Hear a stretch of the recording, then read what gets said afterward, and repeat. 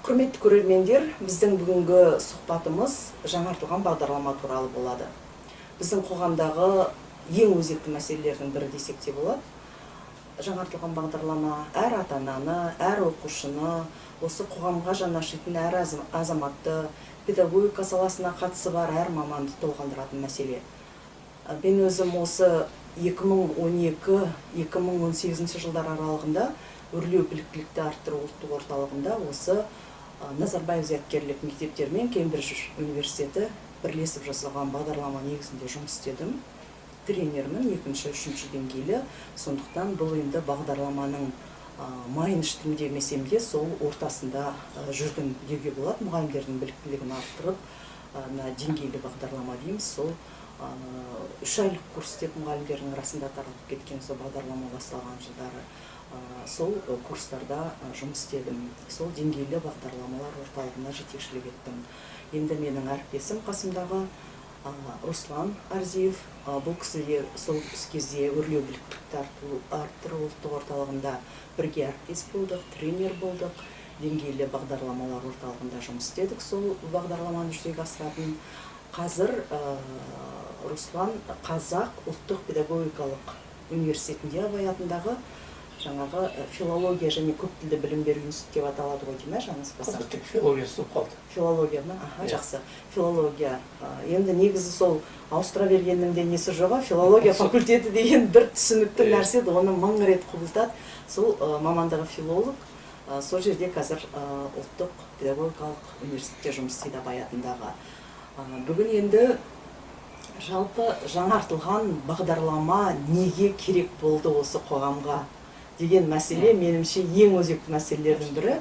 Себебі енді бізге сол бағдарлама саласында жүрген адамдарға түсінікті болғанменен көп адамдарға түсініксіздеу неге керек еді? Бұрында оқытып жатыр еді ғой деген сияқты әңгімелер көп айтылады. Соған байланысты біз енді осы сұхбаттың басында жаңартылған бағдарлама не үшін бізге керек болды сол бағдарламаны? Соны кіргізбегенде не болатын еді, бұрынғыдай оқи бергенде не болатын еді деген мәселелерге тоқталып кетсек, сіздің пікіріңізді білсек осыған байланысты.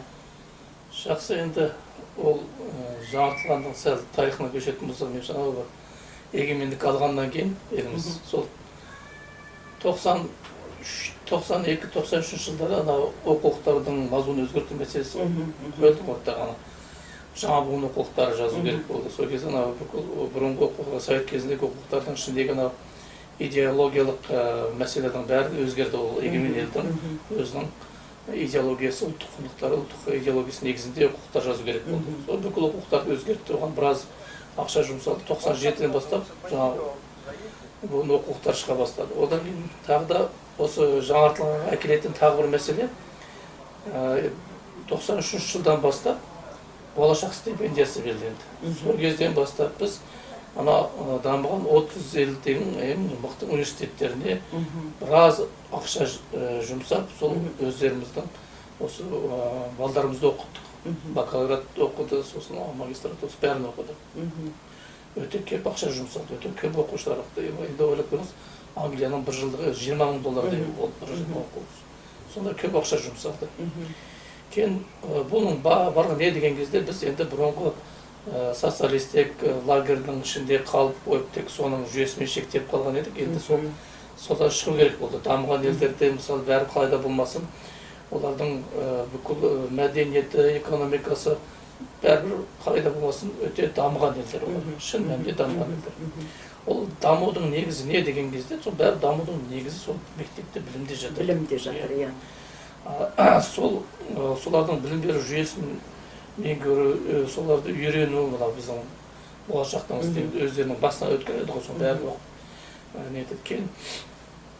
Солардың бағдарламасын үйрену, мысалы,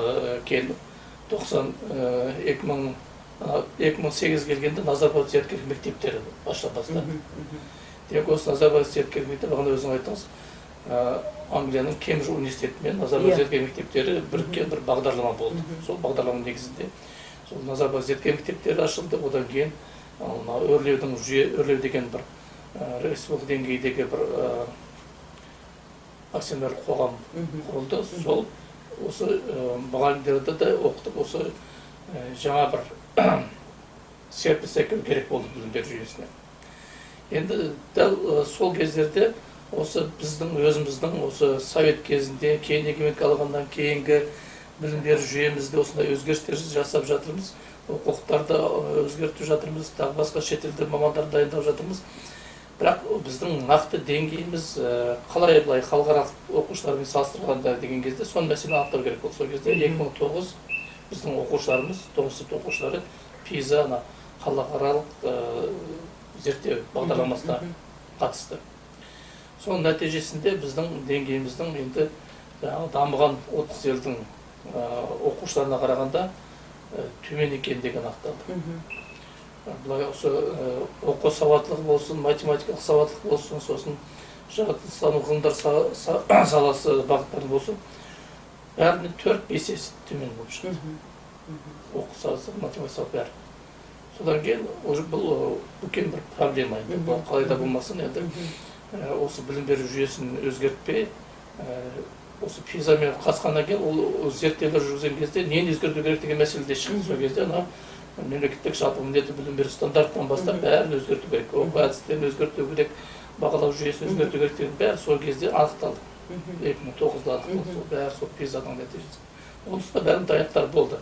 2008 Назарбаев мектеп деген ол дүниедегі ең мықты білім беру жүйесіне ие болған елдің білім жүйесінің солар бірге бағдарлама жасады. Сонымен Назарбаев мектептерінің өзінің жұмыс тәжірибесі ары қарай шетелдік мамандармен бірге жалғаса берді. Сол 2012-2016 байланысты сосын функционалдық сауаттылық мәселесі бойынша да мемлекеттік бағдарлама қабылданды. Оған да үлкен ақша жұмсалды. Ол бойынша да біраз жұмыстар жүргізілді. Жалпы біздің оқушыларымыздың жаңа функционалдық сауаттылық жағынан проблемасы бар. Ана PISA себебі сол функционалдық сауаттылық деңгейіне бағалайтын бір тестілер. Сонымен өзіңіз жақсы білесіз, бағана айтып кеттіңіз. Алдымен 2012-ден бастап мұғалімдердің біліктілігін арттыру курстары басталды. 3 курстар өзіңіз білесіз, оған өте үлкен ақша жұмсалды. Соңғы мысалы 3 айлықтың соңғы айында сол Англиядан мамандар келіп, Кембридж мамандар келіп, сол мұғалімдермен бірге жұмыс істеп, соларды тыңдап, соларды көріп, сосын бір апта, соңғы апта солар бірге болады. Оларға біраз ақшалар жұмсалды. Бір аптаның ішінде кемінде бір $10,000 алды дейсіз. Бірақ енді ол қайтарымы бар ақша. Солай ма? Сөзсіз қайтарымы бар ақша. Сөзсіз қайтарымы бар ақша. Олардың берген кеңестері, жаңағы мұғалімдермен жүргізген әңгімелері, біздің тренерлерге берген кеңестері, сосын бағалаулары, формативті бағалау, тағы басқа ол енді тәжірибе үлкен тәжірибе алмасу мектебі болды. Ол енді ол жаңағы босқа кеткен шығын емес деп ойлаймын. Біз мұғалімдеріміздің біздің көз алдымызда өзгерді ғой оларда. Иә. Жүріс тұрысынан бастап сөйлем мәнерісіне бүкіл дүниесі өзгерді. Практика барып келгеннен кейін үшінші айда бәрі көзімізге көрініп қалай өзгеріп жатқан. Оқушыларды қандай қуанып, сол оқушылардың берген сол жаңартылған деңгейліктен кейінгі өздерінің ойларын бөліскендері қандай бір жақсы өзгеріс болды. Ол шынымен біздің білім беру жүйесінде оқушыларда күткен, жалпы қоғамда күткен бір өзгерістер болды. Оның үстіне бұл өзгерістің бір жақсы жағы бұл анау мемлекеттегі қоғамдағы бір эволюциялық өзгерістің негізі болады да. Бұл анау революциялық өзгеріс дегенді көрші республикалардан көріп жатырмыз. Ол революциялық өзгеріс деген ол көп уақытта жақсылық әкелмейді. Ол қоғамды өзгерте алмайды. Ол қоғамды өзгерту үшін алдымен сол мектептен бастап, сол білім беру жүйесінен бастап эволюциялық біртіндеп өзгеріс болып жатыр. Өзіңіз осы деңгейлікте жұмыс істеп жатқан кезде бір интервью беріп едіңіз бір телевидение. Сол кезде бұл өте бір ақылды адамдардың ойластырған жүйесі дегеніңіз бар еді. Мен шын мәнінде осы біздің елімізде енді әртүрлі салаларда әртүрлі реформалар болып жатқан шығар, бірақ осы білім беру жүйесіндегі реформалар ең дұрыс, ең жүйелі, ең қоғамға, елге, мемлекетке пайдалы реформалар. Иә. Енді өкінішке орай, мына қоғамда тура сіздің пікіріңізге қарама-қарсы пікір айтылады. Мынау жүйесіз, қажетсіз реформалар болып жатыр білім беру саласында деп. Жоқ, жүйелі ең қажетті реформалар болып жатыр. Мен ішінде жүрген адам, сізде ішінде жүрген адам ретінде айтып отырсыз деп ойлаймын мен. Біздің енді бір екінші бір жағымыз бар. Біз оны тек қана анау бағдарламаны жүзеге асырушы, бағдарламаны оқушы ғана емес, біз мысалы сіздің жаңағы филология ғылымының кандидаты дәрежеңіз бар. Біз бәрібір, мен мысалы ғылым докторымын. Біз кез келген нәрсеге ғылыми тұрғыдан да қараймыз, анализ жасап. Сондықтан да бұл мына қоғамға жетпей жатыр. Осының өте қажетті, өте жақсы бағдарлама екені. Ол бір біздің үкіметіміздің бә жоқ, мына білім және ғылым министрлігінің саласынан бір жіберіп отырған кемшілігі ма, осы бағдарламаның қандай жақсы бізге қажетті бағдарлама екендігі қоғамға әлі күнге дейін жақсы түсіндірілмей, жақсы жеткізілмей жатыр. Осы бір олқылығымыз бар, е? Бар. Енді ол мысалы жаңағы министрліктің басшылығы оны дұрыс ойластырды. Дұрыс бастады. Ал неге онда осылай? Енді бұл бүкіл жүйені қаптап кеткен анау жемқорлық бар, бюрократия бар, қағазбастық бар. Сол бағдарламаның өз жолымен, өзінің жүйесімен жүзеге асуына кедергі болып тұр. Дұрыс айтасыз, иә. Енді бұл жаңартылған бағдарлама жаңағы дамыған елдердің білім беру әдістемесі негізінде, білім берудің жүйесі қандай, олар мысалы, олар қалай дамып жатыр, қалай алдыға шығып жатыр. Мысалы, ол елдер Финляндия, ол елдер Жапония, ол елдер Сингапур, ол Ұлыбритания, ол Америка құрама штаттары жаңағы алдымызда, осы дүниенің алдында жүрген мемлекеттер.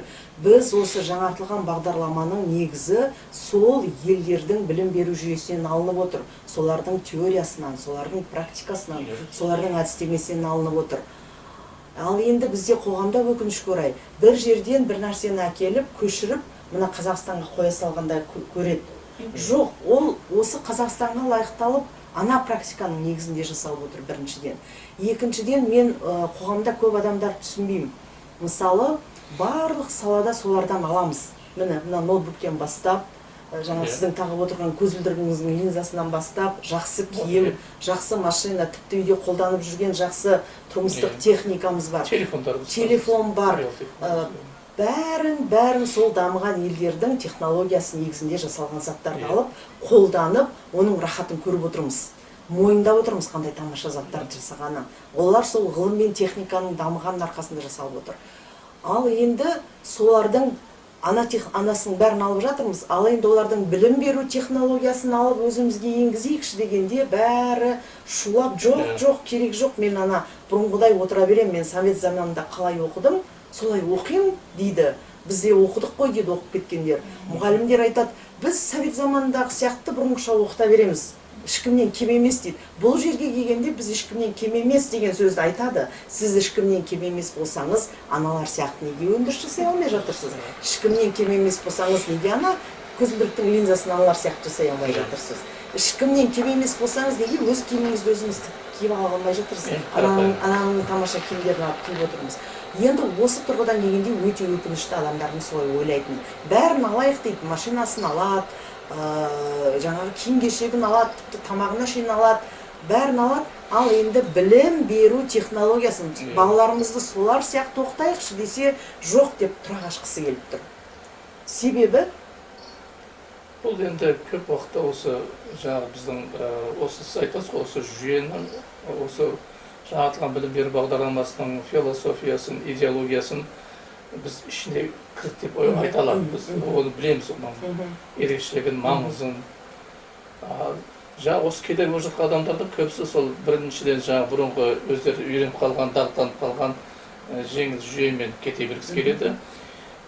Екіншіден, олар жаңалықты қабылдау мүмкіндігі де, ол жаңалықты қабылдап, сол жаңалықты меңгеріп, сол бойынша біраз тырысып, тертіп жұмыс істеуге келген кезде содан қашады да, сосын сол бұрынғы өзінің дәстүрлі несіне кетуді дұрыс көреді. Оның үстіне ол мысалы Сингапурды бағана айттым, сол Сингапурда ең жақсы оқушы кейін мұғалім болып келеді екен. Біздің ең жақсы оқушыларымыз келеді мектепке. Жоқ. Демек біздің мұғалімдеріміздің жаңа бір бағдарламаны қабылдап, соны жүзеге асырып, соны түсініп, сонымен жұмыс істеу мәселесінде сондай бір проблема бар. Сондай, соның меніңше кесірінен сондай әртүрлі пікірлер бар. Кейін тағы да жаңа мынадай бір сіз айтып отқандай қысқа ойлайтын адамдар да бар. неге біз өзіміздікі бұрынғы мысалы Мағжан Жұмабаевтың педагогикасы болған, Алтынсарин болған, Ахмет Байтұрсынов болған, неге солардың негізінде біз жасамаймыз деп айтатындар. Бірақ енді ол әрбір ескіретін нәрсе ескіреді. Әрбір мысалы Мағжан Жұмабаевтың педагогикасы сол кездегі жақсы педагогика болған, Ахмет Байтұрсынов сол кезде жақсы айтылған пікір болған. Бірақ біз социалист лагерьдің ішінде қалып қалдық та. Мағжан Жұмабаевтың педагогикасын көргеніміздің өзі 90-шы жылдар болды. Бәлен жылдар оңтүстікте Ахмет Байтұрсыновты көргеніміз 90-шы жылдар. Ұзыс болды, ұзақ ұзыс болды, кетті көп нәрселер. Ал оның үстінде біз шетелде не болып жатыр, қалай дамып жатыр деген нәрселерден мүлдем хабарсыз болдық. Сол бір халықтың ішінде қалып қалғандай бір жүйеде болды. Сонымен біздің мұғалімдеріміз де сондай бір рамканың ішіне түсіп қалды да, сол рамканың ішіне шыққысы келмейді. Енді шыққан мұғалімдер бар, олар енді осы жаңартылған білім беру бағдарламасын өте дұрыс көреді. Олар осы оқушылардың көз алдында өзгеріп жатқанын көріп, соған қуанады. Ондай мұғалімдеріміз де өте көп.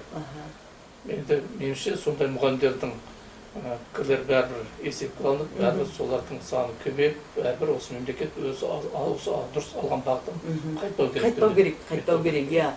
Осы жерде бір айтатын мәселе, мысалы, мына қоғамда біздің осы жаңартылған бағдарламаны өзіміздің білім беру жүйесіне енгізу мүмкіндігіміздің өзі біздің тәуелсіздігіміздің арқасында жүзеге асып жатыр.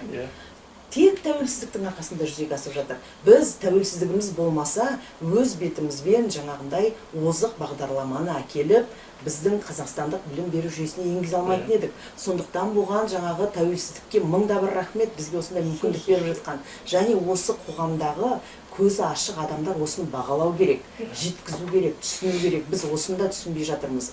Содан кейін бұл жерде үлкен саясат бар. Неге қарсылық көп? Жаңағы бір ақпараттық нелер жүреді ғой, қалай айтсам екен, соғыс деуге болмайды енді. Мысалы,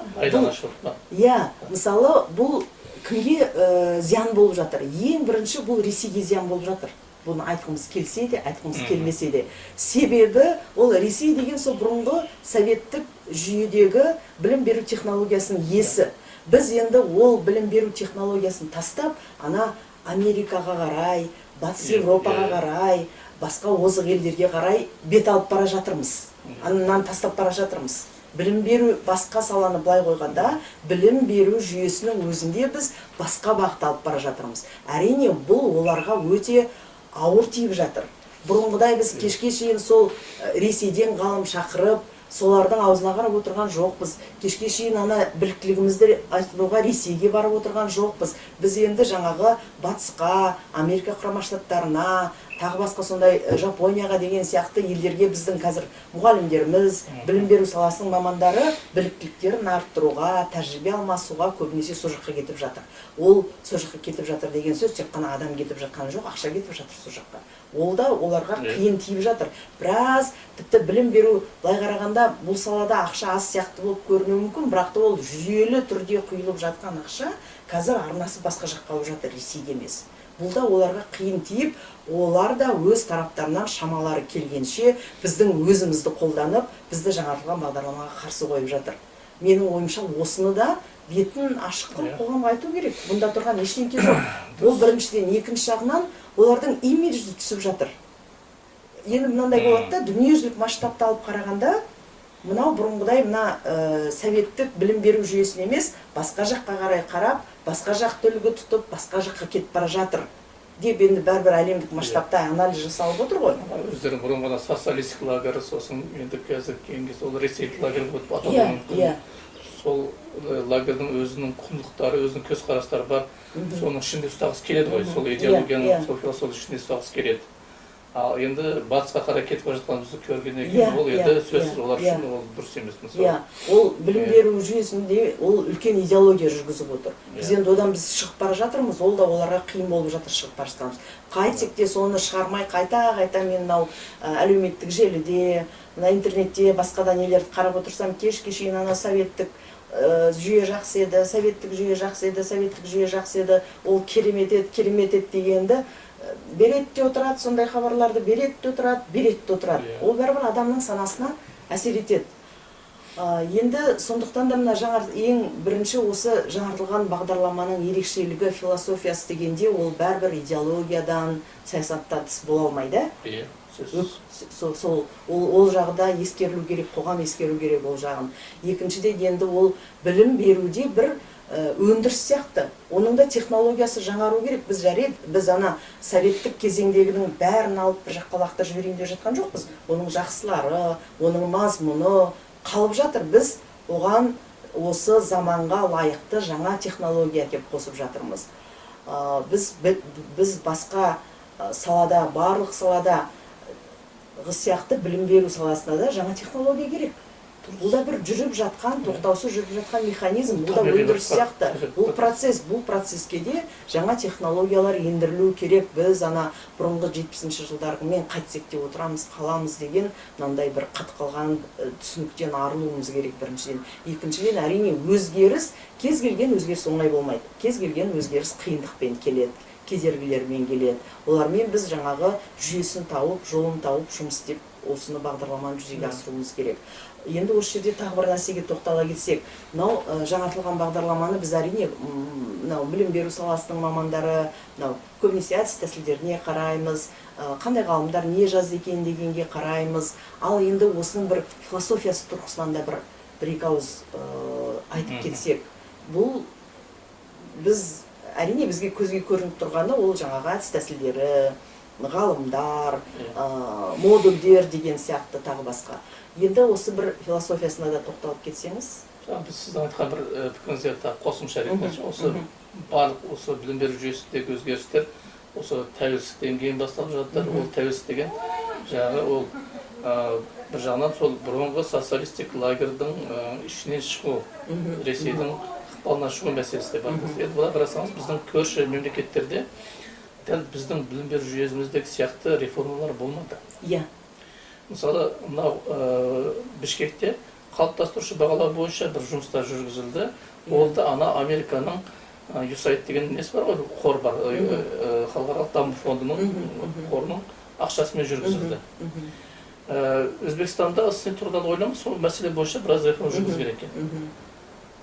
Ресейдің өзі осы 22-ші жылдан бастап олар өздері мемлекеттік жалпы білім беру стандарт дейміз ғой, бұрынғы ГОСО деген, соны ФГОС дейді, соны өзгертті. Енді олар біз жаңартылған деген сөзді біз 2016 бастап айтып келе жатқан болса, олар енді биылдан бастап 22-23 оқу жылынан бастап жаңартылған жаңағы білім беру стандарты бойынша жұмысын бастайтын болды. Кеше бір қарасам, сол олардың бағдарламалар шықты.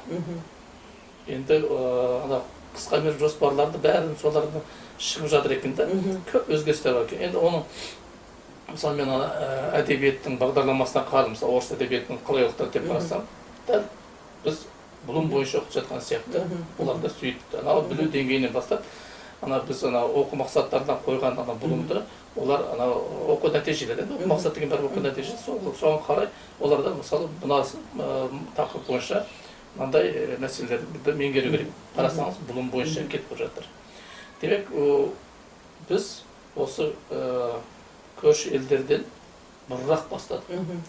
Оның үстіне біз неге бұрынырақ бастадық дегенде, жаңағыда бір жақсы министрліктерден, жақсы басшылар болды. Оның үстіне біздің мүмкіндігіміз болды.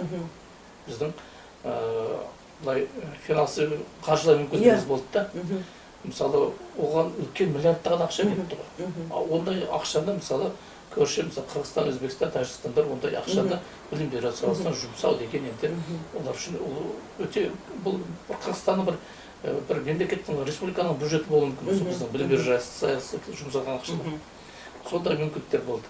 Соны қосайын дедім. Енді жаңағы сіздің сұрағыңыз келетін болсақ, бұл жерде мысалы жаңағы айтқан қалыптастырушы бағалау дегеннің өзін аласақ, мысалы қалыптастырушы бағалау деген 60-шы жылдары сол Америкада пайда болған. Сол енді Еуропада қолданыста болған қалыптастырушы бағалау. Неге сол кезде мысалы социалистік лагерьдеріміз неге сол жерде қолданылмады? Бұлай қарасаңыз, қалыптастырушы бағалау деген ол сыныптағы мұғалімдің диктатурасын жоятын жүйе. Мұғалімдің диктатурасы жоқ мына жерде. сонымен социализмде диктатура керек. керек, иә. Ана бірінші басшының айтқан екінші орындау керек, екінші, үшінші, төртінші бәрі орындау керек. Ана бұлжытпай орындау керек, қас шықпау керек. Төмендегілер құптеп отыру керек болды. Басқасы бұл оқушылар да солай тәрбиелеген ғой. Ана біздің білім беру жүйесі былай сәл анау бюрократия көбейген сайын біздің бағалау дегеніміз ол қалыптастырушы бағалаудың негізгі мақсаты оқушыларды ынталандыру, оқуға қызығушылық арттыру болатын болса, анау бұрынғы жүйедегі бағалау деген ол оқушыларды жазалау болды. Иә. Оқушыларды тәрбиелеу емес, оқуға ынталандыру емес, ол жазалау. Оқыдың соң ол бір жағынан, екінші жағынан оның субъектив жағдайы көп болды. Мысалы, мұғалімдердің балдарына басқаша баға қою мүмкін, туыстардың балдарына басқаша қою мүмкін, мұғалімнің қолындағы өзінің билік болды. Ол қалай баяндаса солай болып кетті енді. Барлық мұғалімдер олай болмаған шығар, бірақ енді соған жол беріледі, ана жүйе өзінде соған жол беріліп кететін жүйе ол. Ал қалыптастырушы мысалы баға қоймайды оқушы. Мұғалім баға қоймайды. Күнделікті сабақта. Сол кезде де ана мұғалімдерде өздерінің үлкен бір билігінен айырылып қалған сияқты. Олар да неге баға қоймаймыз деді. Кейін ана ата-аналар да неге олар да бағаға үйреніп қалған ғой.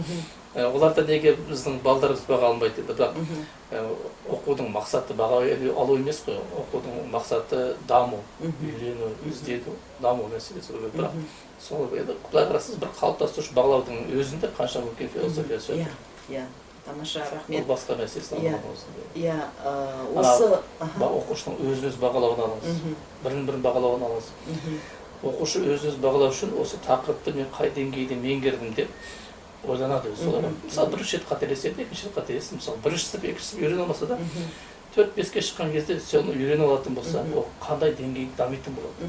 Өзі де мына мен оқыдым, мына мен қайсысын болсаң шын мәнінде осы цифр бойынша мен осыны дұрыс меңгердім, меңгере алмадым ба деп өзін дұрыс бағалауды үйренді. Ол не деген кезде ана қалай оқу керектігін үйренді деген ана бірінші модульдағы не бар ғой. Сол жердегі ана метатаным деген түсінік өте маңызды түсініктерді бар. Мысалы, оқушы өзінің қалай оқып үйреніп жатқанын өзінің қадағалауы, өзінің бағалауы, өзінің реттеуі, өзінің түзетуі. Енді ондай оқушы деген ертең қоғамға шыққан кезде ол мүлдем басқа бір осы қоғамды дамытатын, осы қоғамда сол біз айтып жатқан сол Еуропадағы Финляндия болған, Швеция басқа сияқты, Англия сияқты, солар сияқты дамытатын азаматтар болып шығады солар. Дәл осы жүйемен шығатын болса.